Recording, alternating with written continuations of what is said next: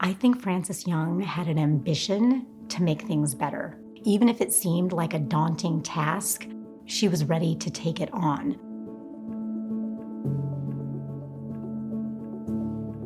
Hi, I am Kira Peters, and I am the Vice Chair of the Women's Collective.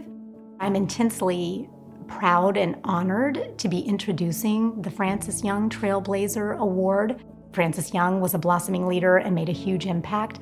So this award for Scottsdale Leadership and being a new award, it's something that we're just very, very proud of. Frances was a trailblazer. She worked for 4 decades in Scottsdale at Vista del Camino, which is a social service hub in the city of Scottsdale.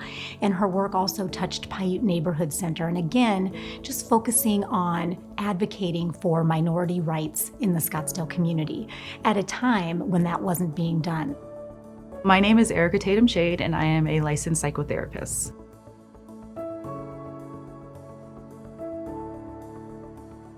Erica is someone who, that's gonna make me emotional to think about that. Erica is someone who doesn't always get it right, but strives to keep pushing forward. In the work that I do day to day, I see the benefits of the work that Frances Young did to this day in service to the community. Again, I walk by her picture, I feel her spirit around me and all the work that I do, and I know that that's not just me that feels that. Frances touched a lot of people in this community, and that to me is very, very powerful.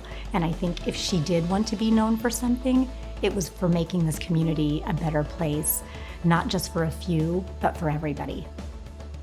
Most of my work, even when I was still in college, was with children. And one of the things that kept coming up was my girls were all feeling like they were the only one that was going through something, or they were the only one that didn't have, a good friend group, or they're the only one that thought that they looked a certain way. And so when I moved into private practice, the same things kept coming up.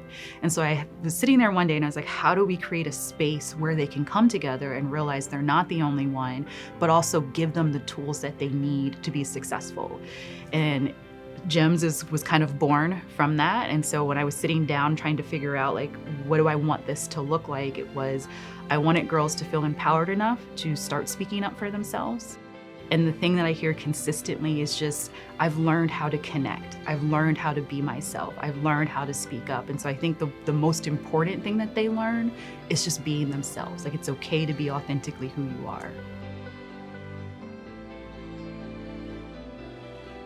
I think she was just driven to help people that may be underserved and to advocate for things that maybe people in our community, some others wouldn't think that there was a need for. She recognized that need, but beyond recognizing that need, she fought for services and programs to help people that needed it. As a social worker, it's not a job, it's a calling, right? You're just called to do this. I've just always been drawn to how can I make sure one person's life is changed, even if it's only from one interaction with us, but just making sure I was able to be that supportive adult, because so many kids don't have that. Very often, I find myself sitting in rooms where there's not a lot of people that look like me. And I used to kind of question, do I actually belong in this room? And then I realized it's an opportunity for me to bring other people that look like me in this room. Everybody needs to be included, and I always tell people we have to go a step further. It's one thing to be invited into the room, but if I'm still feeling like I don't belong here, I'm not going to benefit from being in that space. And so when we move to this place of belonging, I'm saying, I see you, I hear you, and I value you. Then we can set aside our differences and actually sit with the human being that's across from us and move to this place of where we're actually connecting with each other.